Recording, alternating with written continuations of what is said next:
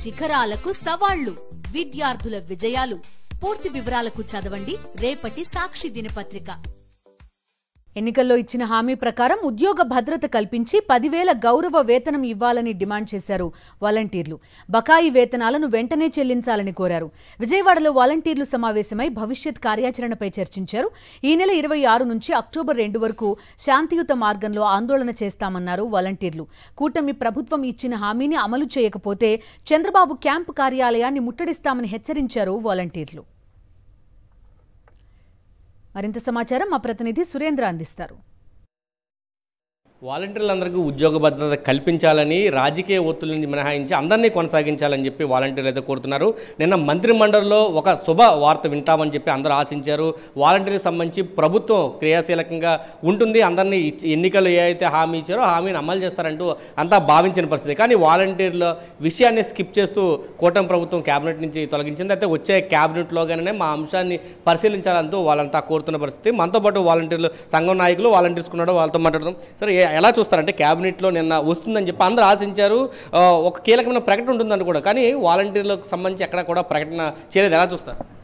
ప్రభుత్వం 100 రోజులు అని చెప్పేసి చాలా గట్టిగా సంఖాలు గుద్దుకొని ప్రచారం చేసుకుంటాం తప్ప వాలంటీర్లకు సంబంధించి ఇచ్చినటువంటి ఏ ఒక్క అంశాన్ని కూడా కనీసం పరిగణలోకి కూడా తీసుకోకుండా దాటవేసేటువంటి కార్యక్రమానికి శ్రీకారం చుట్టింది.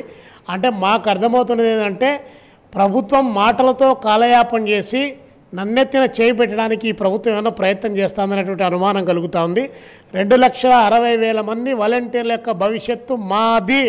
మేము జగన్మోహన్ రెడ్డి గారు ఇచ్చినట్టు 5,000 రూపాయలు కాదు, మేము 10,000 ఇస్తాము, మీకు భద్రత కల్పిస్తాము తమ్ముళ్ళు అని చెప్పి గట్టి గడిచినటువంటి చంద్రబాబు నాయుడు గారి గాత్రం నిన్న ఏమన్నా మూగబోయిందా, లేకపోతే ఉద్దేశపూర్వకంగా మూగబోతూ ఉన్నారని చెప్పి అడుగుతూ ఉన్నాం.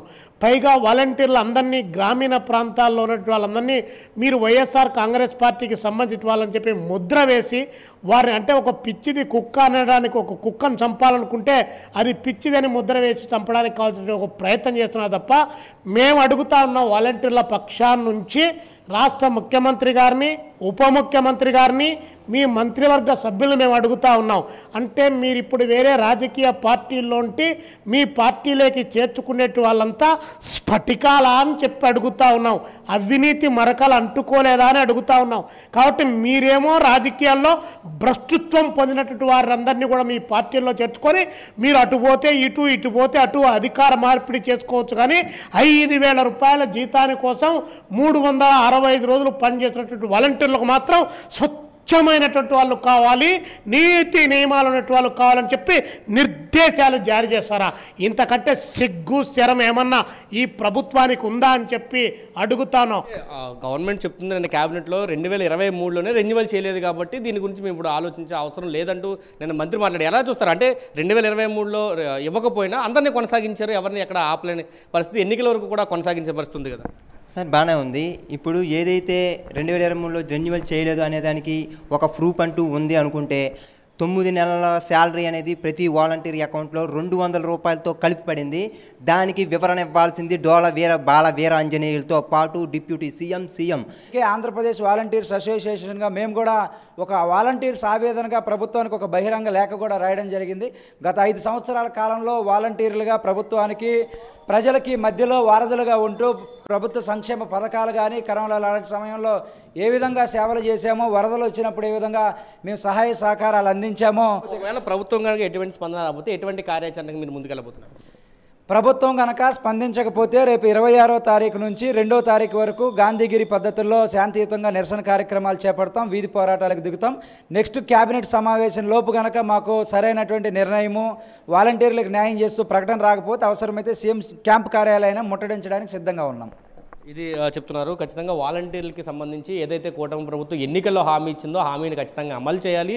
2,60,000 మంది ఎవరైతే వాలంటీర్లు ఉన్నారో అందరినీ కొనసాగించాలని చెప్పి వాళ్ళు కోరుతున్నారు. ఖచ్చితంగా వచ్చే క్యాబినెట్లోగా నిర్ణయం తీసుకోకపోతే 26 నుంచి 2వ తారీఖు వరకు దాదాపు 6 రోజుల పాటు ఒక కార్యక్రమానికి మేము పిలిపించాం.